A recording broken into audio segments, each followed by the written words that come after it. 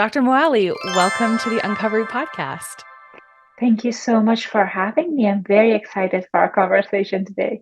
Me too. Like you and I kind of talked about, this has been a topic that's been on my mind pretty much from the beginning of the podcast. And then it was really just a matter of not just like when I was ready to talk about this, but when I was ready to find some real experts that happen to have this crossover of expertise. And so for listeners that might not be familiar with your work, can you tell me a little bit about how you kind of got into clinical psychology, how you got into sex therapy specifically, and a little bit about where eating disorders and eating disorder therapy and recovery came into that as well? Well, first of all, I'm very excited to be part of this conversation. These are like two of my passion, working with people in recovery and also helping people with sexual health challenges. So a little bit about my background is that I got a PhD in clinical psychology, but so I always knew that I wanted to work with trauma, substance use. The way I got into the field of psychology was that I did some research on VA and I fell in love with the work. I was like, okay, I don't want to do medical school. I want to do psychology.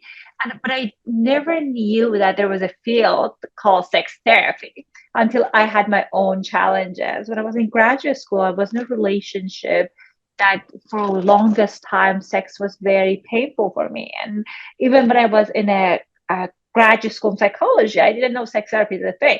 So we started going to couples therapy for several months. And although we're communicating well, like relationships and sex are not necessarily always connected. So another friend referred me to a sex therapist, and I was able to implement the strategies that the sex therapist recommended. And within a few sessions, my issue got resolved. And now, after 20 something years, I never had that problem. But I didn't think about going to sex therapy back then. I learned about sex therapy. But when I was working in the field of addiction, I learned a lot of comorbidity between addiction, trauma, and eating disorders. And I fell in love that such an important work that many of the clinicians do around eating disorder recovery. It's a challenging work. I love that I got the opportunity to do my postdoc in treatment of eating disorders with adolescents and adults.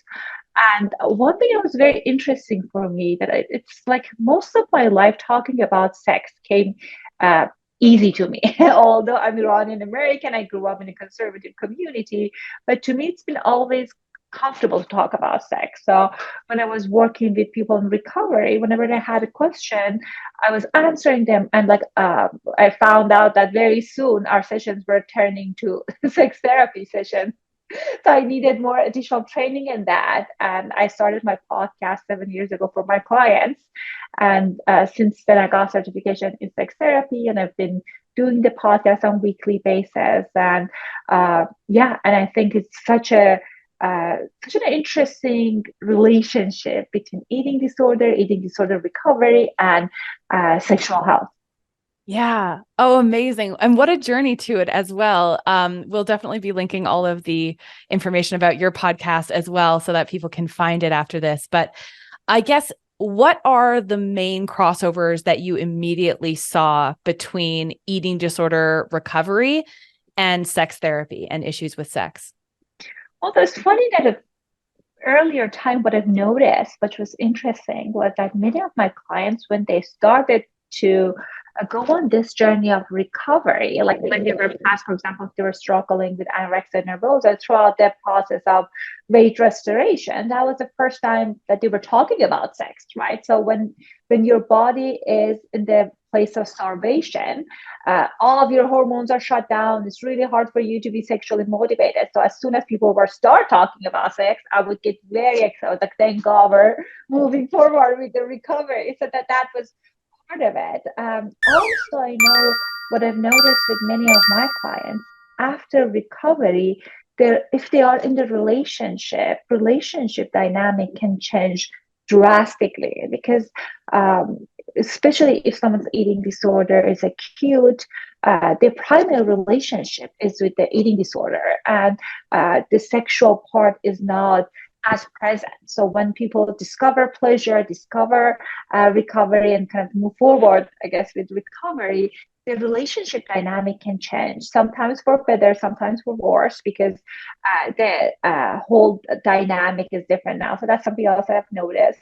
I've seen a lot of eating disorder issues with trauma survivors. I did my dissertation on survival of trauma, and I know there are like huge correlation at time, and that's something else that I see. And as people start kind of like recovering from trauma, they can see progress in their eating disorder recovery, and also shifts in their sexual health.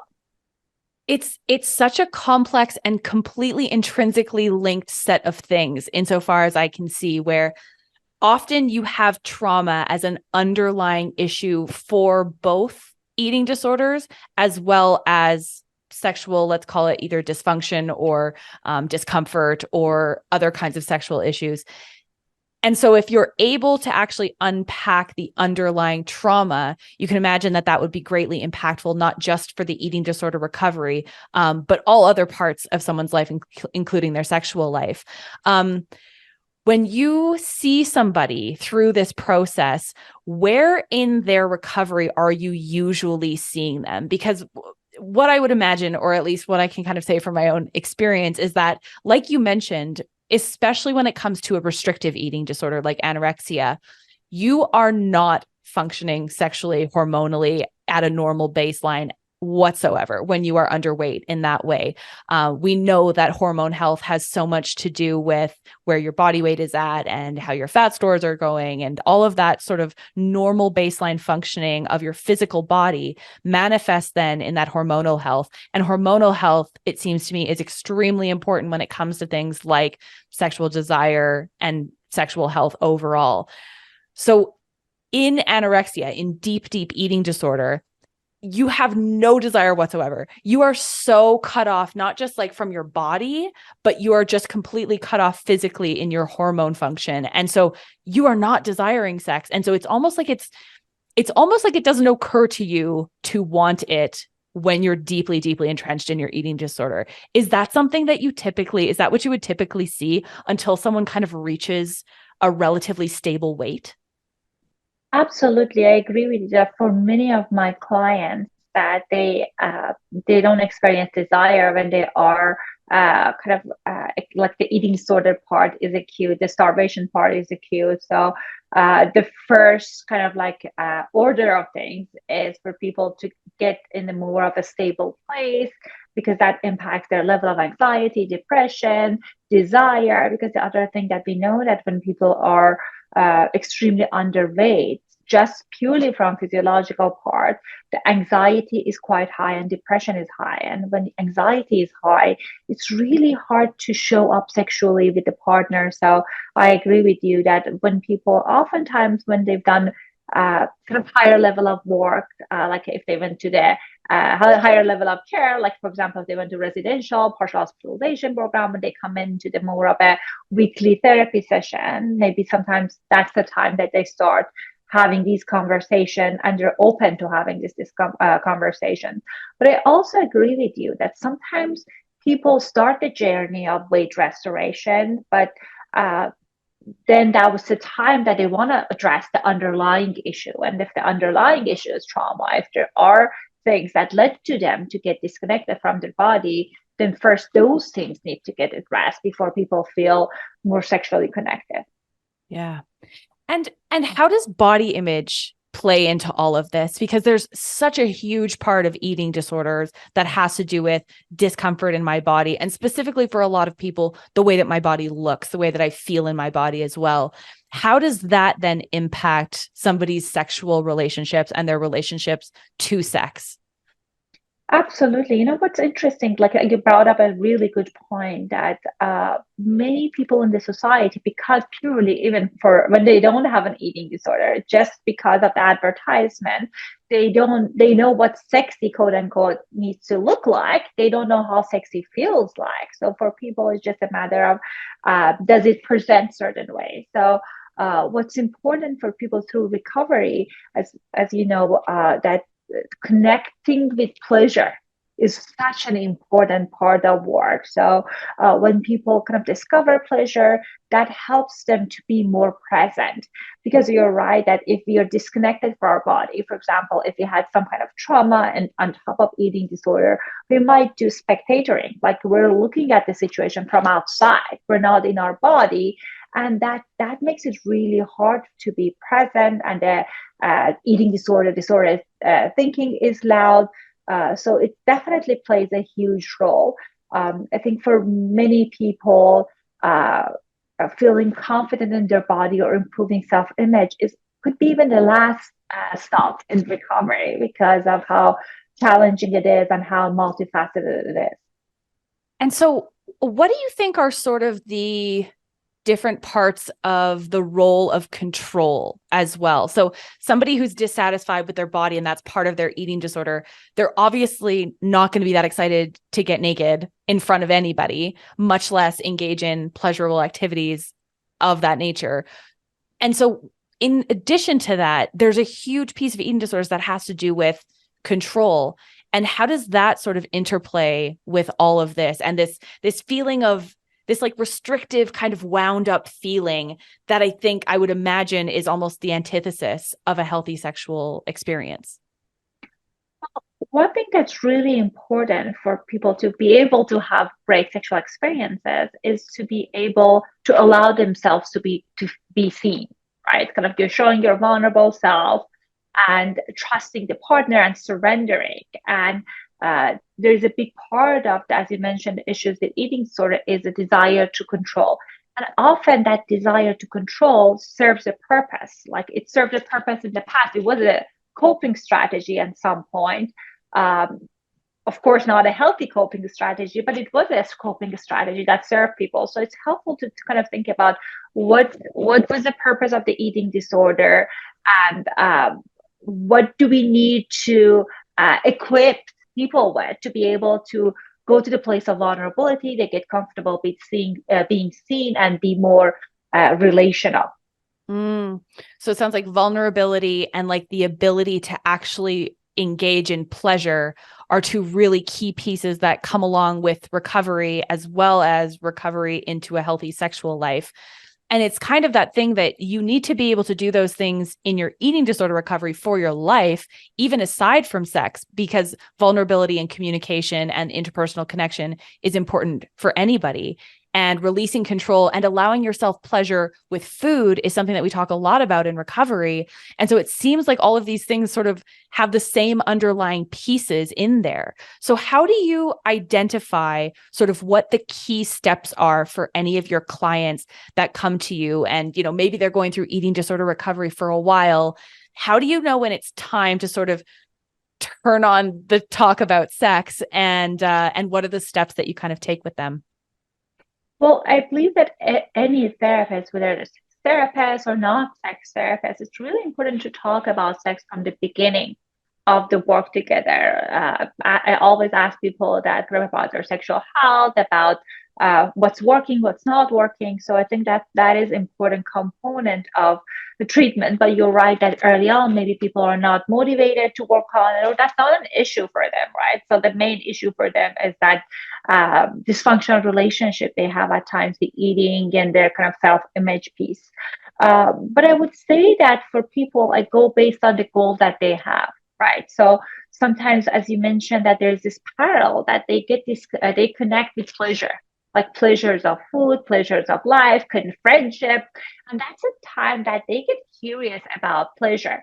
And I think something else that we haven't talked about, I didn't bring it up before, was that this kind of perfectionistic tendency, right? Like I'm thinking about, in order for a sexual experience to be good, it needs to be perfect, right? And we know that it's almost never a perfect experience. Every sexual experience is unique and it's imperfect and it could be awkward, but I think that's just the beauty of the experiences. So I think letting yourself kind of feel that imperfection and kind of like going with kind of like kind of redefining your sexual experience is important. But anyhow, I go based on what people's goals are, what they want at each stages of life. And I use acceptance and commitment therapy.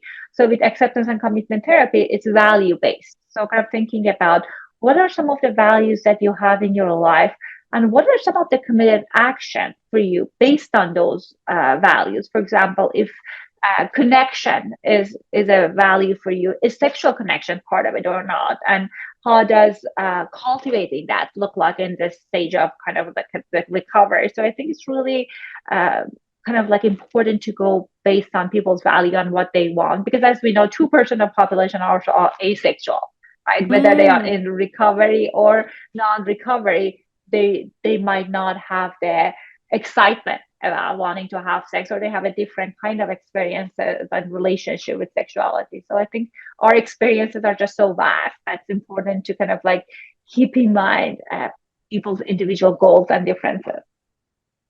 Yes, that makes a ton of sense. And I think kind of, what comes to mind for me is that like meeting someone where they're at and when they're a part of a relationship, if they're in their eating disorder recovery and in a relationship. And we've had a few episodes in previous seasons about the impact of eating disorders on dating and relationships, and how absolutely impossible it can make really connecting with a partner.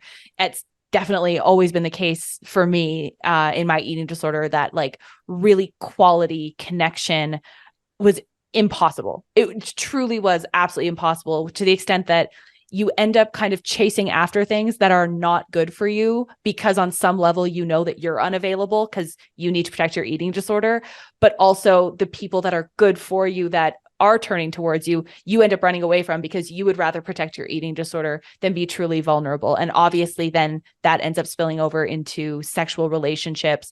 And what really struck me was your idea around perfectionism.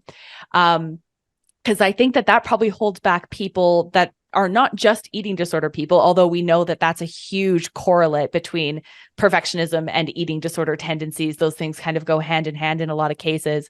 But I can imagine that anybody with a sort of perfectionistic personality trait would also struggle with this sort of natural flow and organic nature of a truly connected sexual relationship. How do you get people out of that perfectionistic mindset? Asking for a friend. So you were asking me about perfectionism and how can people get kind of out of that mindset.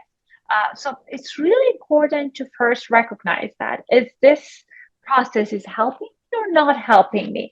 For majority of people, it's not helping them for a number of different reasons. One is that people have this very inflexible script about how sex is supposed to look like. And I tell people in order to be able to have a good sexual experience, it's helpful for you kind of to think about it as a kind of a flexible process and as a type of play. Right. So, in order for you to be able to engage and be present, you have to be able to kind of like engage playfully with your partner and kind of really showing up in your body. Because sometimes when we have that rigidity, we're not really tuned into our body and pleasure. And I saw that many times with my clients, right? That they kind of think about, okay, my partner's doing their own things, and when they do a right stroke, I'll tune back in my body. But that's not how it works, right? It's really important to be mindful, pay attention, see how things unfold that way, because that's how we can amplify pleasure in our bodies. That is one thing. The other thing I recommend people is not to focus on kind of like don't have a targeted goal. Like for example, many times people think unless I'm achieving orgasm, my partner is achieving an orgasm. This has it's a failed experience if like that's not happening. Or some people have this preference of it needs to happen a certain way or it needs to happen simultaneously. But it's really helpful to think about kind of like a pleasure focused connection.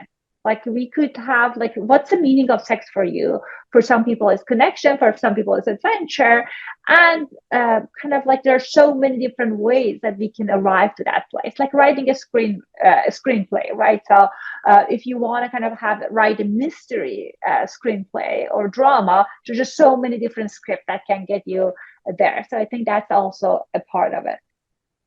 Yeah, I mean, I think this sort of the perception that we have about like what sex is supposed to look like, whether that's from like media or porn or whatever Mm. it is, there's these inherent scripts that we sort of see in our minds. And then when we're entering a sexual relationship, we're like, well, it's supposed to look this way or else it's a failure. And that's really interesting. And that's something that I've read a little bit about lately, but I would love your kind of thoughts on is that like this idea that like orgasm is the be all and end all and that it has to end up that way. In my experience, the more that I have thought about it that way, the less likely it is for it to happen for me. Um, how do we kind of get out of our own way mentally? Because in the moment, it's still really difficult to turn off those scripts.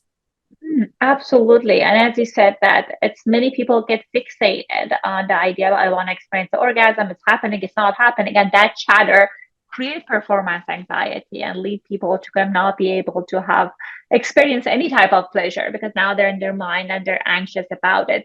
What I assign to many of my clients is non-goal oriented touch. So it's really important to kind of like have this kind of system of experimentation with your partner that like you're connecting with their touch without any goal of achieving orgasm. And it's a multi-step strategy, we call it sensate focus strategy. So the first step is that you're just like exploring your partner's part of the body that you can see with clothing on. Like and you focus on what kind of touch you want to do. It could be caressing, kissing, massaging. So it helps us to connect with the pleasure of touch because touch, even if it's not goal oriented, still can be very powerful. And then, like, when people get comfortable to that, like, we're escalating things and we can kind of explore different types of touch.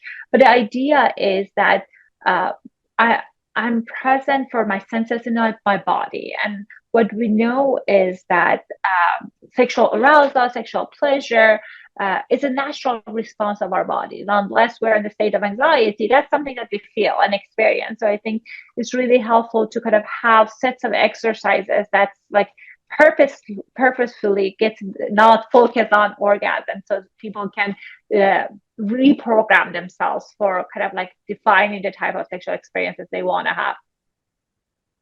Okay. That's very, very helpful. How do you navigate or encourage clients to navigate that with their partner? How important is the role of the partnership and specifically the level of trust that I think is inherent to having any of this be successful? What I've been thinking about a lot lately is just that, and I'm speaking from a heterosexual relationship perspective only because that's my own perspective, but I'm not sure that men probably really fully understand just how safe a woman needs to feel in order for that anxiety, performance, perfectionism loop to be turned off and for her to actually be embodied. So how important is that sort of conversation and that dynamic? Well, safety is incredibly important, even if we want to feel pleasure, right? If you're in the fight and flight response, then it's hard to experience even pleasure, arousal, desire. So I think safety is really, really important. And some of my clients, regardless of even if they are with a partner or not, they're not feeling safe in their body. So the first assignment is for people to kind of learn to ground themselves. I even tell people that you can do like tantric practices are such an important thing that people can do as a couple to help them to kind of create attunement and get grounded. So it could be like eye gazing, synchronized breathing. So it helps people to kind of like uh, calm their nervous system. So that is really, really important. And sometimes people come to me because they want to improve their sex life, but the issue is like what's happening outside the bedroom with the partner, right? So you have to look into the relationships and kind of like implementing this open and honest communication about how are we relating, right? So maybe someone can do a wonderful job of during sexual encounter to be present with the partner.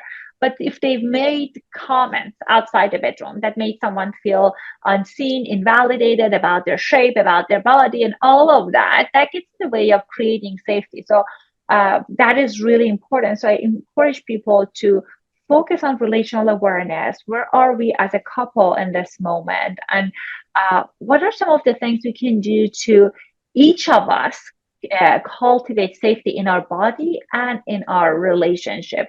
And that's something that some people have better tools because of their family of origin. And sometimes that's something that people have to learn together. Yeah. Okay. Yeah. So engaging in that conversation, not just about the sexual relationship, but about the relationship on a wider scale, because safety is really the only way that anybody's going to have a sexual relationship that's healthy anyway.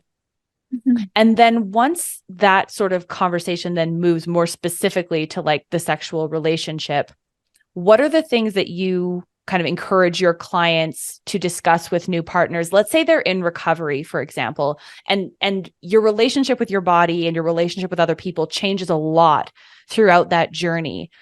So how do you encourage them to like bring up this kind of thing with either a current partner, but maybe even more so a newer prospective partner? Because somebody that's sort of like been through it with you in the weeds of recovery, they might be more inclined to have a bit more awareness of what are your trigger points, what are the things that are more wounded for you and things like that. They would know that history. But with someone new, when you're in recovery or you're recovered, and you're trying to navigate this with a new person, it's hard to give them all of the background information of all of the ways in which you are the way that you are, including sexually.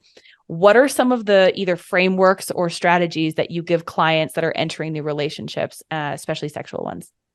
Well, one of the recommendation I have is to start slow with the partner, right? Kind of don't feel kind of pressure to do things quickly. I know that many of my clients, and I'm a recovery myself, that there is this tendency to want to be liked, want to please the partner, and that might lead us to do things quicker than we're ready for it, right? So I'm thinking about if I'm ready for this is the level of readiness I have for sexual engagement. I think it's really important to honor it and also gauge how your partner, like a new partner, is respecting that. Are they really hearing your no? Are they pressuring you? So that's really important for you to kind of like gather that data. And if they are honoring where you are, I think that's a really good sign. The other part is I think it's really helpful to kind of like give yourself break, kind of like pay attention to your body. Like it's completely okay. Sometimes people, as you mentioned, they get triggered, they get uncomfortable, but they muscle through sexual experiences. And that's not what we want to do with a partner. You can talk to your partner about it. You know, sometimes I might get overwhelmed or sometimes I might need a pause. It's nothing about you. This is a safe word that we have. I need to ground myself if that happens. Right. So, or if you can even talk to the partner, what do you need for aftercare? Right. So I think sometimes people talk about what they need for foreplay, what they need for the core play of the things, but they don't talk about what do they need afterward to feel seen, cared for them to kind of feel that they're experiencing a complete experience. So I think talking about your needs is important, talking about the safe word and honoring it yourself is really important. But you get to share your story with people that you want to share, right? Like if even if you are someone that like in the midst of recovery, maybe you don't want to share, you don't feel comfortable enough to talk about it with a partner, but also it's helpful to kind of like have some way of communicating that we're going to pause when I'm uncomfortable and I will need to reassess things. Yes. You mentioned sort of like the connection with the body and staying present with your body and being with your body. For people that are coming out of eating disorders, the relationship with the body is filled with strife and often very, very uncomfortable. How important is it for someone to be, I don't know how to define this, but like this idea of full recovery or feeling positively about their body or loving their body? Is that necessary as a prerequisite for being in a healthy sexual relationship? Do you need to be like really fully comfortable with how your body looks and feels? Well, absolutely not. For most people, they might like even people who are not struggling with eating disorder, they might not be ever in their life at the place of body appreciation. Like hopefully that's a goal that people are striving toward. But I encourage my clients to work toward neutral. So from the place of self-hatred, kind of working on neutral, how can I make myself feel neutral about my body? How can I kind of challenge the eating disorder thoughts when they show up? So my self-talk is not as strong. And the other part of it is that that's why I think why mindfulness is really, really important. Because sometimes even when you do an excellent job with diffusing the thoughts, the eating disorder voice can show up in the middle of the kind of sexual encounter. And if you kind of stop and you want to diffuse it, that can take you away from the experience. So what we want to do is like get really good with noting those thoughts, but also get good at refocusing on what's happening in that moment, kind of like anchoring yourself in senses and temperature and texture. So it helps us to kind of be engaged in the moment, and we're not hooked on that negative stories. But you don't need to be at the place of body appreciation if you want to kind of enjoy sex. So definitely it can be helpful. But I think as long as you know how to manage the eating disorder voice, you'll still be able to have satisfying sexual experiences. Yeah. Yeah. And I mean, I wonder about this too, where I think we subjectively think more about our bodies than anybody that's outside of ourselves. I think that is pretty obvious, especially people that have body dysmorphia and eating disorders. Is like you're thinking about your body way more than anybody else cares about it. And specifically when you're in a relationship with somebody or you're in a sexual relationship with somebody, the likelihood that they're going to be dissatisfied that you're naked and having sex with them is very low. So I think there's a little bit of just sort of taking yourself out of your own head and being like, where's the evidence here that anybody is dissatisfied with my body besides me? And if I'm in this sexual relationship, we've had no complaints so far. So like perhaps my own view of my body is a little bit skewed, and maybe I ought to take his or her word for it that I look great, kind of a thing.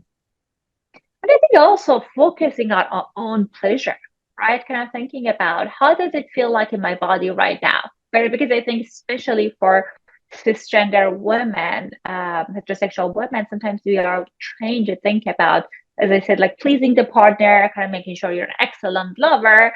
And that can create lots of chatter. But if I'm thinking about what am I feeling in right now? What are some of the pleasure that I feel in my body? And what are some of the sensation? It can help us to shift that dynamic so we can see things differently. And you're right that oftentimes people don't care about other people's body. It's more about, especially in the dynamic of what we're talking about with people who are not struggling with eating disorder. It's more about what energy you're bringing in, what kind of a persona you are projecting in that moment, and not a persona in a way that you have to kind of like fake certain kind of personality. But when you're feeling more comfortable in your skin, you're more confident, you're more playful, and you're more engaged. And that's all of the things that are important for satisfying sexual experiences. Yeah, yeah. And I mean, and you mentioned sort of like the female inclination to perform and be enough and that kind of a thing.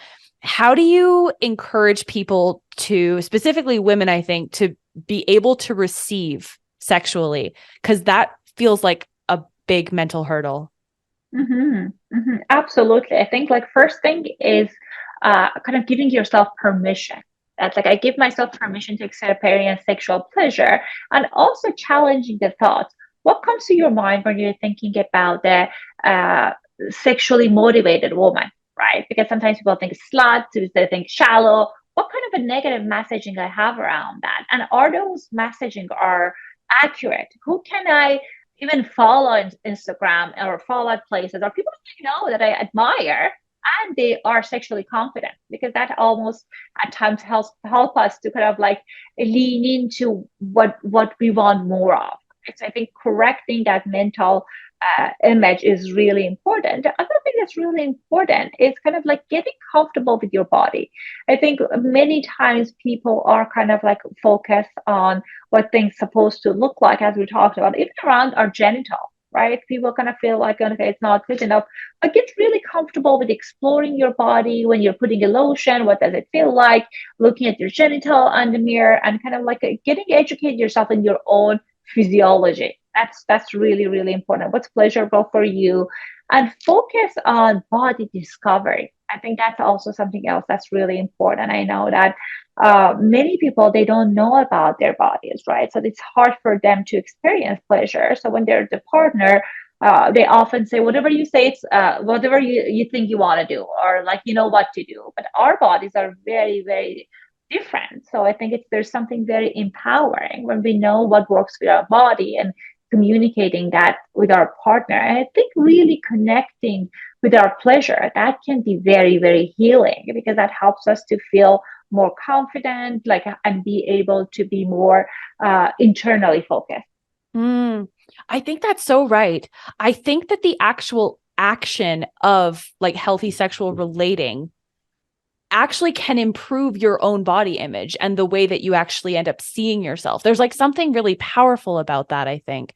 Um, you mentioned this sort of like self-exploration and things like that. And that's something that I've heard a little bit or read a little bit before that, you know, even things like masturbation and your own self-exploration of yourself sexually is something that can really help on that healing journey, even if you're not yet with a partner, but throughout kind of your own rediscovery, let's say, of yourself sexually. And, you know, I think there's sometimes shame wrapped up in this, and something that you kind of alluded to as well, as women, and the narratives that we feel around sex, whether it's from our upbringing or religion or media or whatever it is. How does shame and guilt factor into healthy sexual relating? Well, it's definitely can be a kind of enemy of us feeling pleasure, right? When we feel shame, you feel I'm a bad person. And when we are in a shame spiral, we are disconnected from the world around us. And in order for us to experience desire and arousal, we have to be at a place of kind of at least kind of mood wise in a neutral place. So I think many people, they feel shame because they feel like a bit like it's a message they learned during kind of like in childhood, right? Like maybe their needs haven't been met, or that was someone else's voice. But I think what's important is for people to think about whose voice is that. What am I feeling? Is this an accurate or not? And so shame, that is something that like people need to work on to unlearn in a kind of like physiological way and psychological way. Physiological way would be kind of like being more present for your body. I know for many of my clients early in recovery, even putting lotion in their body is something that they don't like. They're kind of like they don't pay attention to. But what I recommend them to do is, as you're putting lotion on your body, kind of acknowledge the function of that body part, right? Kind of like when you're putting lotion on your arm, I'm grateful for my arm to help me to carry things. Like, so you're kind of like bringing awareness to different parts of your body. And then after that, kind of like getting curious about sensation. Have this kind of a kind of ritual of kind of exploring your body maybe once a week for like 10 minutes, starting from your face. How does it feel like? How does the different pressures look like? And then if you want, you can kind of incorporate kind of like sex ed material, all sorts of things, because I think it's really important to connect with pleasure. Because I think when we feel shame, there are two things that can be helpful. Is one is connecting with other people that they kind of have the similar experiences that we had, right? I think that's why I think like eating disorder recovery groups are really helpful, because we talk about our shared experiences and helps us to feel less shame and also connecting with pleasure. I think there is a level of empowerment that comes like when you know that what's pleasurable for your body and knowing that you deserve pleasure. Mm, mm. And I mean, all of that I think would be so incredibly helpful. The thing about, I guess, what you were saying about like shame and guilt and the stories and the narratives and really trying to like mindfully let those go. Obviously, that's going to take time. And throughout recovery, we sort of have these different phases of our relationship with our body and shame and guilt and things like that, because there's so much shame and guilt surrounding food and like our other basic functioning that we are trying to do. And so then shame and guilt is just a very accessible emotion in regards to food, in regards to our body already. And that's even without adding sex into the mix. I remember, like, because you mentioned sort of the lotion and the like mindful application of lotion and getting physical and present with your body. And I remember that being recommended to me when I was in recovery as well. And like cringing, hating that as a prospect. I was like, I want nothing to do with this. So much of my recovery was almost like, I will deal with my body later. I need to like grit my teeth and get through this weight gain and restoration period. And then maybe we'll learn to accept this later. Because as you're actively recovering and actively gaining weight, it feels panic inducing to touch and feel and judge and notice those changes. And I remember that it wasn't until probably like, I don't know, maybe a year into recovery that I was doing yoga one day and actually found myself being like, oh, interesting, curious. My body moves this way, and not feeling like I wanted to die, and feeling like I was okay with how it was, and feeling like I could learn, if not to love it, to at least accept it and get there. But it was with this like curious mind that I didn't necessarily purposely cultivate, but seems to have just over time, if you stick with recovery long enough, those neural pathways of the absolute menace that is your eating disorder voice, they just sort of naturally sort of get less tight and less connected.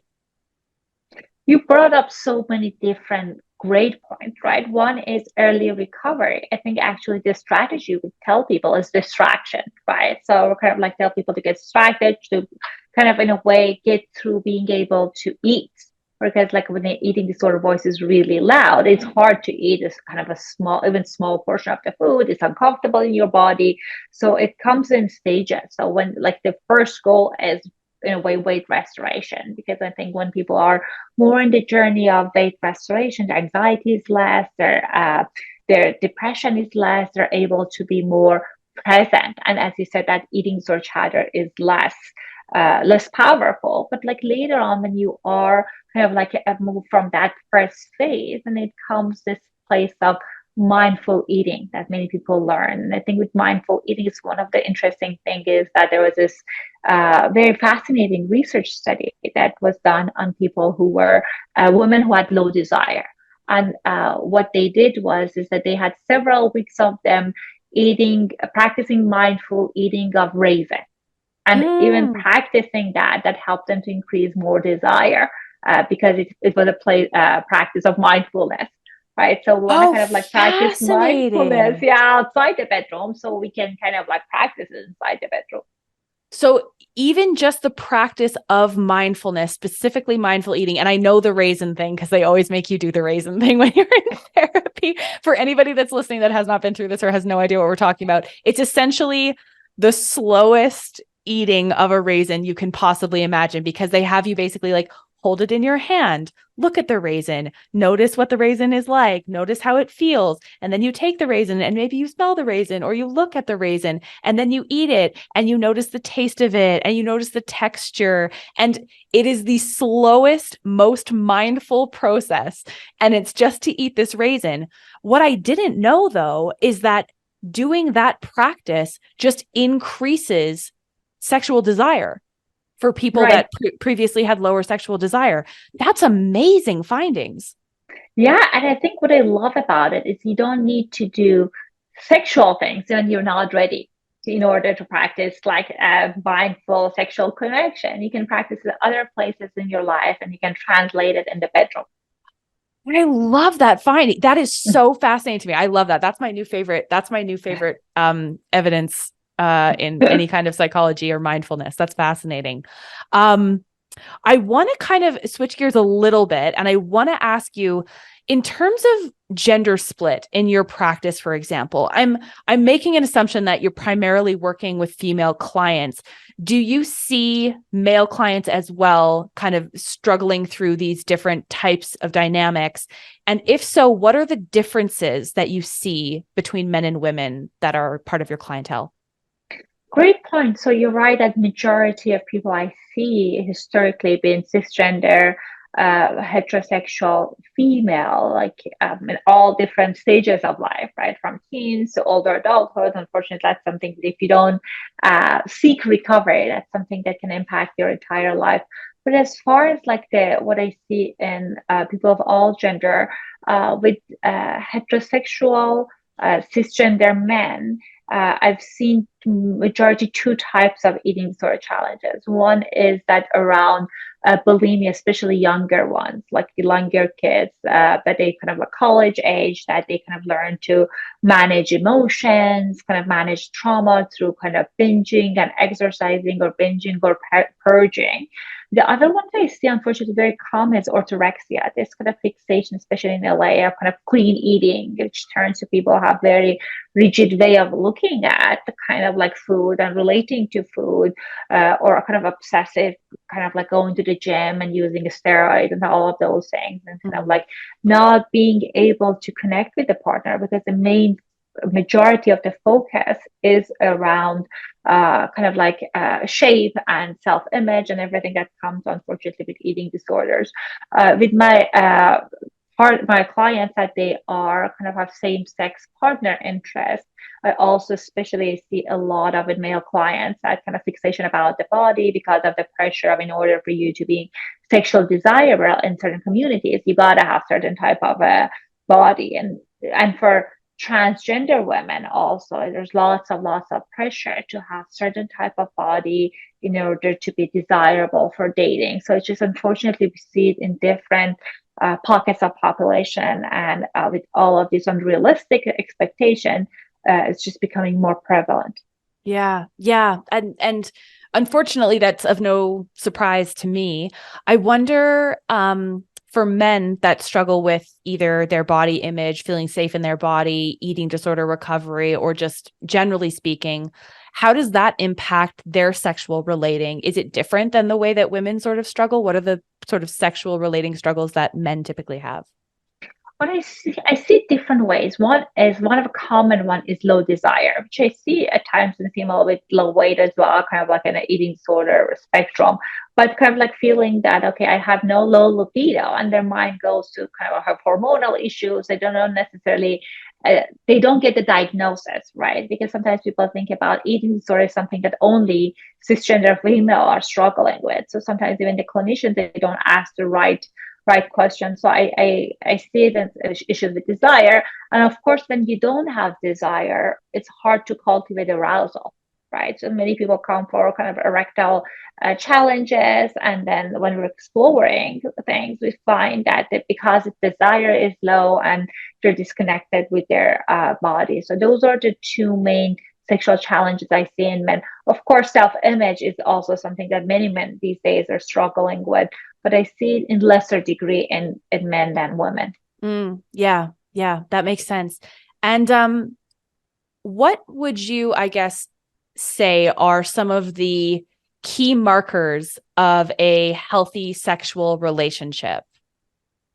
Well, there, first of all, I think kind of like knowing knowing that you deserve pleasure and honoring mutual pleasure is really, really important, because I think sometimes people only focus on their partner's pleasure or their own pleasure. But I think mutual pleasure is really important.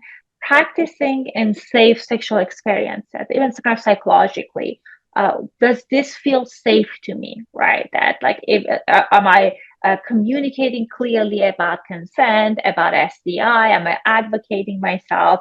That's, I think, that's really important. And I think the other thing is having ability to have self-compassion for yourself and for your partner. Things might not work out a certain way, and if you have self-compassion for yourself and for your partner, you will be able to navigate it better. And the last thing I talk about is the communication. If you're not ready to have a conversation about sex, you're not ready to have sex. So I think that's that important. That's such good advice. And that's, I have heard that before, that if you are not mature enough to have a conversation about sex, your preferences, what you desire, what you're comfortable with, what you're not comfortable with, how you're going to address birth control, how you're going to address testing. If you're too uncomfortable and cringy about having those conversations, how do you think you're going to have a responsible and healthy sexual relationship? I think that's excellent, excellent advice. One more question before then I ask you sort of where we find you and all of your details. But the last thing I wanted to ask was, because the population, the audience primarily for this podcast especially is going to be women that have or have had eating disorders, or people that are interested in that. What would you tell their partners that would help to understand what these typically women or men are going through and how they can best support those people as it pertains to a romantic or sexual relationship? Well, I think the first place is kind of having kind of open communication with your partner, kind of like asking them how much they want you to be part of their recovery. Some people really want their partners to come kind of to like different groups, having conversation about things. And sometimes people they don't want to have these conversations. So kind of like asking your partner about what's their level of comfort. And I think kind of like one thing that's really helpful is like supporting your partner and like yourself to have more of a novel experiences outside the bedroom. Or like one of Mm. the interesting things that I hear from many couples in long-term relationships, they feel bored, and when we are our brain is bored during sexual encounter, it can go to all sorts of places. But if you can bring a novelty and you can kind of bring excitement back into the relationship as a team effort, I think that also can be very powerful. And also kind of like knowing that there is a journey, right? Like sometimes people kind of early recovery, they might not be interested in sex, or they might be interested in different types of experiences. And as you guys go on this journey of recovery, people's interests and preferences might evolve. Amazing. That's perfect. That's such great advice. And I think that would be like a frequently asked question for people to be like, how do I support my person through this and still want to maintain like a healthy sexual relationship at the same time? So I want to make sure that we ask you before we let you go, where are all of the places that people can find you and your work? Well, thank you so much for this opportunity. It was lovely to chat with you. People can find me at my website, sexologypodcast.com. My handle is at sexologypodcast at Instagram, and I'll make sure that I answer everyone's question that they might have. And my practice is in LA, but the best place would be my website. Amazing. Well, thank you so much for being here with us, Dr. Moali. It's been an absolute pleasure to have you on the podcast. Well, thank you so much for creating space for such an important conversation.